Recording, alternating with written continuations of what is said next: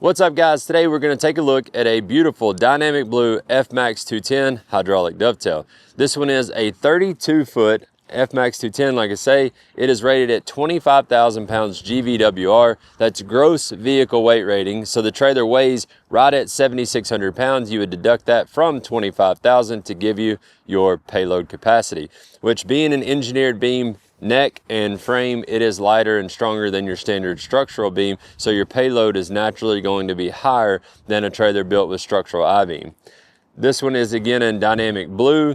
Moving back, the first feature that we will land on is the Lippert hydraulic jacks. These jacks are rated at 20,000 pounds of lift and even static per jack. So we've actually got 40,000 pounds of hydraulic jacks on a 25,000 pound trailer, which is grossly overkill, but you don't ever want to be in that position when, say, you have it loaded and you got to get out from under it and it just won't lift it. So the aluminum Lippert hydraulic jacks are a great option, especially when you're doing the hydraulic dovetail. You've already got the power unit on the trailer, so why not go ahead and do the hydraulic jacks? Probably about, 80% of the hydraulic doves that we build, they go ahead and opt for hydraulic jacks, again, because you've already got that power unit on board to operate the jacks. The other competitors' jacks you'll see a lot of times are a big square casing. And what that is it's a big steel tube that has a cylinder inside. The cool thing about the Lippert jacks are what you see, the extruded aluminum, is actually the cylinder, and it has this really cool automotive grade plastic sleeve that when it's contracted and it's in the toe position, it actually protects the body of the jack itself. But what is so cool is it is super efficient.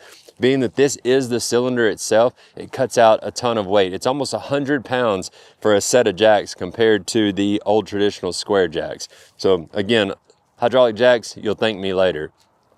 The next thing you'll notice, the Alumatrax aluminum flooring on this trailer.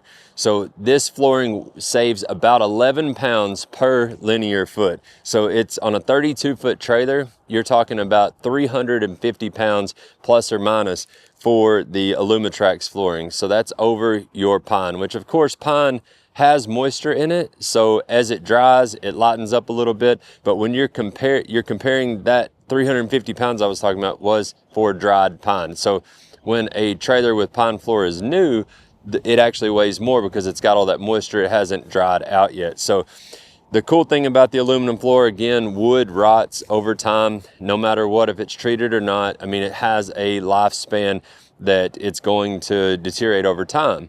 Whereas we use a treated pine, so it's going to last a long time, but the Alumatrax floor is pretty well lifetime floor. There is no rot. Unless you tear it up somehow, it is going to last pretty well forever. It's one of those things when you're talking investment grade, you pay the premium up front for the aluminum floor, it's going to be there from now on. Now, I will go ahead and say we don't suggest using or opting for the Alumatrax floor if you're going to be loading equipment with steel tracks on it, things like that could really damage the floor.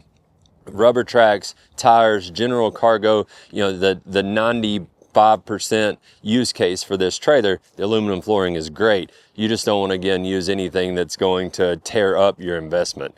So the aluminum is really cool for that as well. One question that we get about the aluminum, what do we put between the aluminum and the steel to prevent any galvanic corrosion? There is a tape barrier designed for this that we put on the cross members and inside the steel, between the steel and the aluminum, to prevent that. Moving back, what looks really cool coupled with that aluminum floor is a set of aluminum wheels. This one has the 17.5, so 17.5-inch wheel, dual aluminum outers on it. So the inners are steel, the outers are aluminum, and it looks really cool, reduces your rotating weight, and again, it matches the vibe that you get from the aluminum.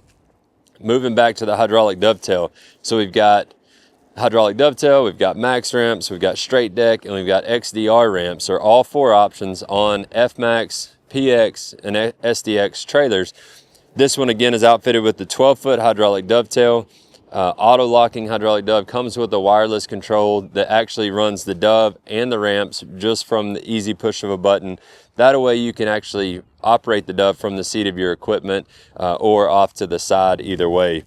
You have a new grease point here whereas in prior design, the grease point was up under the trailer, so you have a grease point on each side that fills this hinge with grease to where that is easier maintenance and you're not having to get up under the trailer. So that's just a nice little edit that we have there.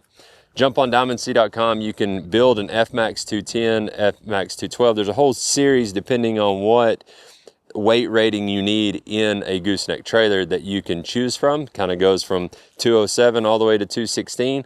All kinds of different lengths, colors, the Alumatrax floor, other flooring options. Build one to fit the work you need to do and the lifestyle you want to live.